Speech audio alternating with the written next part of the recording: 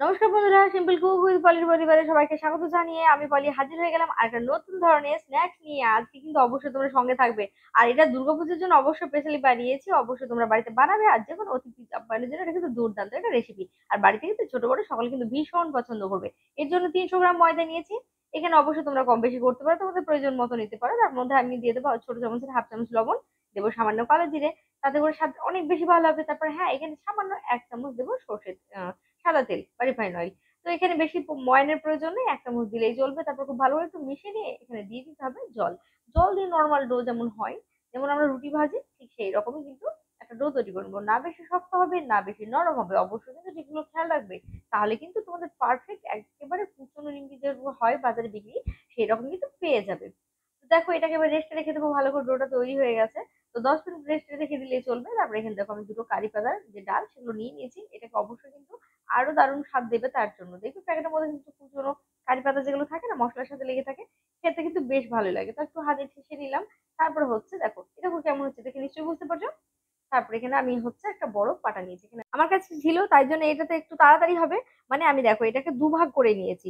তোমরা চাইলে এটা যেহেতু ধরো চারটা বেলায় করতে গেলে তো একসাথে এতটা নেওয়া যাবে না, সেই কারণে কিন্তু আমি এটা ব্যবহার করেছি। তোমরা যখন চারটা বেলায় করবে একটু ছোট লিচিটা কেটে নেবে, তারপর সুন্দর করে ময়দা দিয়ে বেলে নেবে।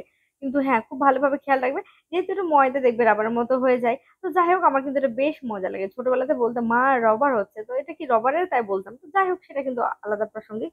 তো এ হচ্ছে এখানে দেখো বড় করে বেলে নিয়েছি। আর এখানে কিন্তু অবশ্যই ময়দাটাকে এভাবে ছড়িয়ে ছড়িয়ে দিতে হবে। আর আমি উল্টে নিলাম দেখলে কেন বুঝতে পারলে?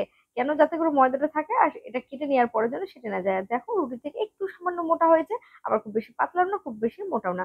তো ঠিক এইরকম ভাবে করার পর হচ্ছে আমি এরকম ভাবে পাতলা পাতলা করে কেটে নিচ্ছি। এবার তোমরা অবশ্যই তোমাদের পছন্দ মতো শেপগুলো দিতে পারো। তাহলে কিন্তু তোমরা একটু মোটা করতেই পারো, আবার হচ্ছে সরু করতে পারো।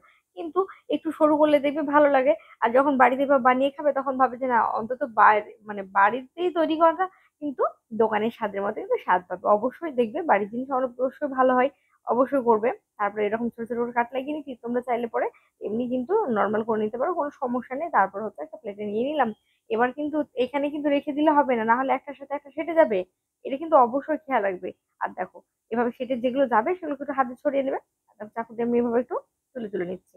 তারপরে একটা জায়গাতে নেয়ার পর ওপরে কিন্তু আবার একটুখানি ময়দা দিয়ে দিতে হবে। কেন বলো তো? এতগুলো রয়েছে, কাটবো, তাদের তো সময় লাগবে, তাই না? তবে একসাথে কিন্তু আমি সবটাই করে নেব না। দেখো এটা একটা লেচির করেছি, মানে হাফটা করে নিয়েছি। এবার তেলটা গরম হতে দেবো। আর তেলটা গরম হয়ে গেছে, বাঙালির একটু নিয়ম, ব্রহ্মাকে তো দিতেই হবে, তাই না?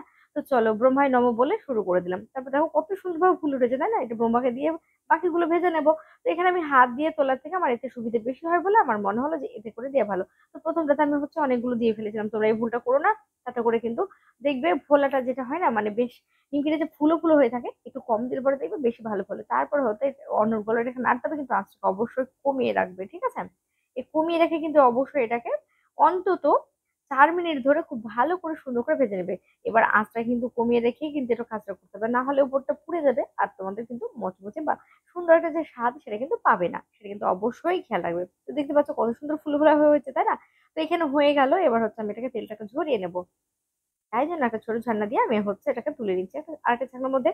তারপরে এটাকে ভালো করে তেলটা ঝরিয়ে নিয়ে এটাকে পরিবেশন করতে হবে। দারুণ মুচমুচে দারুণ টেস্টি, কি বলবো! যখনই ভাজা হয়েছে না, আমার এত লোভ লাগছিল, আমি কিন্তু অনেকটা খেয়ে ফেলেছিলাম। তো শুধু আমি না, সাথে কিন্তু আমার সাথে যারা ছিল, আমার ছেলে আমার হাজবেন্ড, ওরাও কিন্তু কিছুটা পরিমাণে কমে ফেলেছে। তো যাই হোক, এখানে কিন্তু অনেকটাই হয়েছে। বাকিগুলো একইভাবে ভেজে নেবো। তোমাদেরকে অবশ্যই বলবো কিন্তু দেওয়ার সাথে সাথে কিন্তু একটু খুব ভালোভাবে, এই দেখো যেভাবে আমি নাড়ছি না, এইভাবে নেড়ে নেবে। সবগুলো ভাজা হয়ে গেল। এবার যেটা করতে হবে, এই যে কারি পাতাটা দেখতে পাচ্ছ, এই কারি পাতাটা তেলে দিতে হবে। দেখেছো গায়ে ছিটে পড়বে, কোনো ভয়ের সমস্যা নেই, কিছু নেই।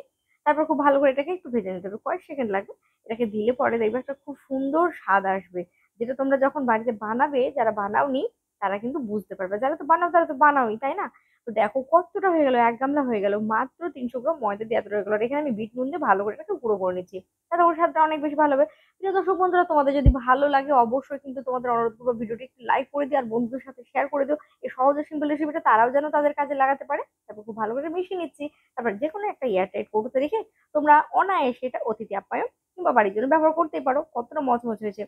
আজকের মতো এখানে বিদায় নিচ্ছি। সবাই ভালো থাকবে, সুস্থ থাকবে। আর অবশ্যই অবশ্যই কিন্তু তোমাদের মূল্যবান মতামত জানাবে। কি ধরনের রেসিপি চাও সেটাও কিন্তু জানাবে। আমি হাজির হয়ে যাব তোমাদের সামনে। চলে গেলাম। নমস্কার।